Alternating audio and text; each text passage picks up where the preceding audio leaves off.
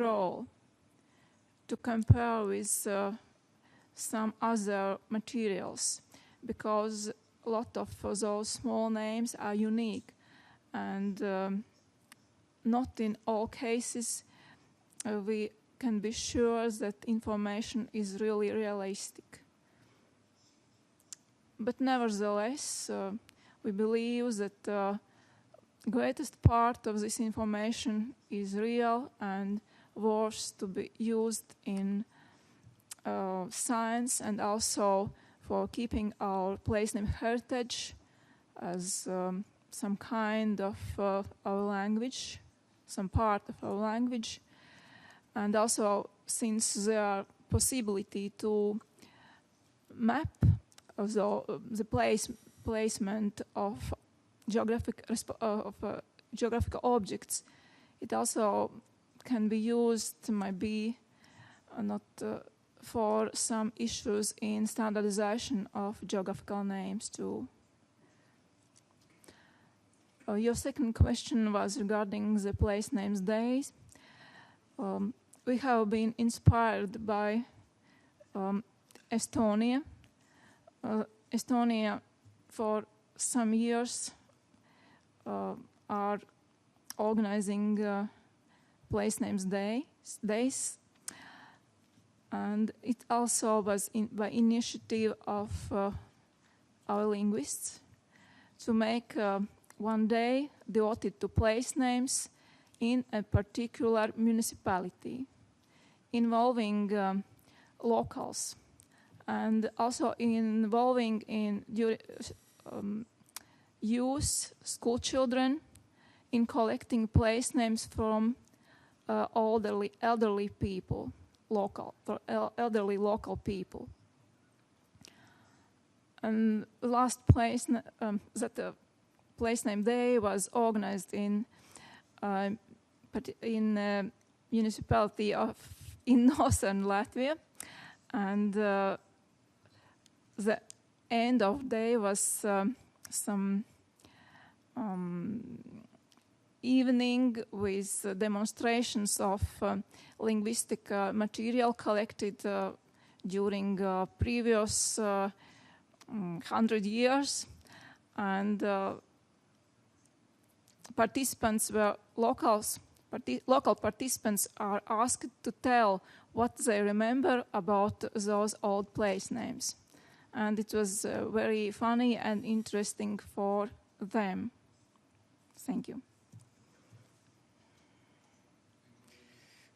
Thank you very much to my colleague from Latvia. I would like to ask some questions of the Canadian delegation, if I could, please, on their report. You mentioned in your report that you were considering Indigenous name policies, and as part of that work, you were doing a comparative situation on the jurisdictional approaches to the Indigenous names in Canada. And if that was so, how was this resolved or accommodated? Were there differences in the approaches, and if so, how are they accommodated? And what was the learning from the second stage of this investigation, which was to undertake a learning process from international bodies who are also involved in Indigenous names? If I could ask you to take some time, please, Canada, to explain that further. Well, thank you, Mr. Chair, for that question. Yes, indeed, we initiated two separate policy scans over the past 2 years. One was a scan of the provinces and territories in Canada who are the naming authorities to determine existing policies and procedures for Indigenous naming. That resulted in a lengthy survey, a lengthy report that is now being shared with the members of the Geographical Names Board of Canada. Essentially what we learned was that each jurisdiction faces different questions because of the differences across the regions in Canada. There's many Indigenous communities and nations, each with their own traditions and approaches to naming their geographical features, and therefore each of the provinces and territories has developed their own approaches to adopt officially Indigenous naming. We followed up that survey last year with an international scan of 7 countries, and I should take the opportunity to thank all the countries who did respond. There's a number of people here in the room, I'm sure, who responded to our survey, and we greatly appreciate that.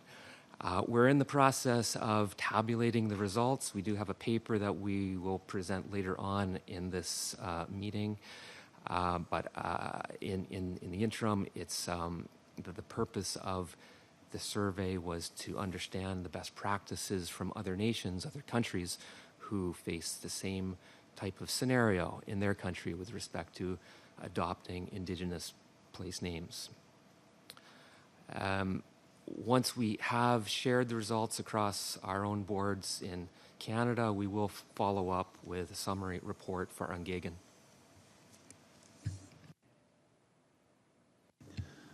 That summary report will be much appreciated by us all, I'm sure. Thank you for that.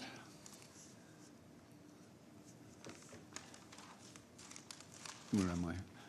Norway was the next report that I would like to seek a question on. Do I have a delegate from Norway somewhere?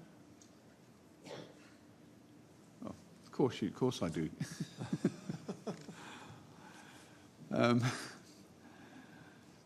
You mentioned in your report the democratization of place name process.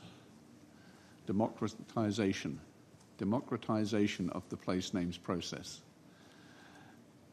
I was curious as to whether that process covered both natural as well as built feature names, and in a general sense, how is that process being undertaken? I pass the floor to my colleague from Norway.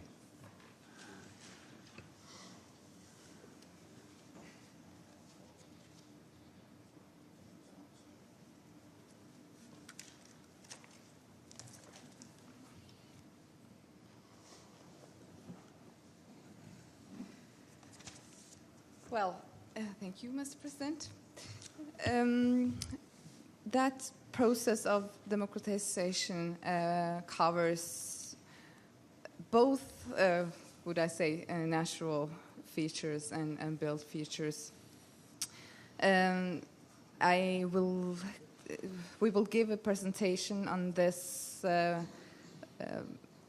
this process tomorrow, perhaps under the item 7A. So, but the government has, in giving the municipalities more power and influence, they seek to democratize place naming in general. And it is the background for this process is a local government reform that is ongoing. So does that answer your question? Yes, it certainly does. It's just an interesting process that I hadn't seen mentioned in that format before, and I find that quite an interesting way of putting that particular process in place. If you could like to continue. That is our government that uses this in this term, really, in the documents and the sayings. It is not that you could put it in other words, but this is the word used. Yeah, thank you. So in effect, it is empowering local communities to have much greater say in their place naming process. Yeah. Thank you. If I could then turn our attention to the report from Estonia. Estonia mentioned that there was an increased use of local form of names in the southeast of Estonia. And I was just curious as to the motivation behind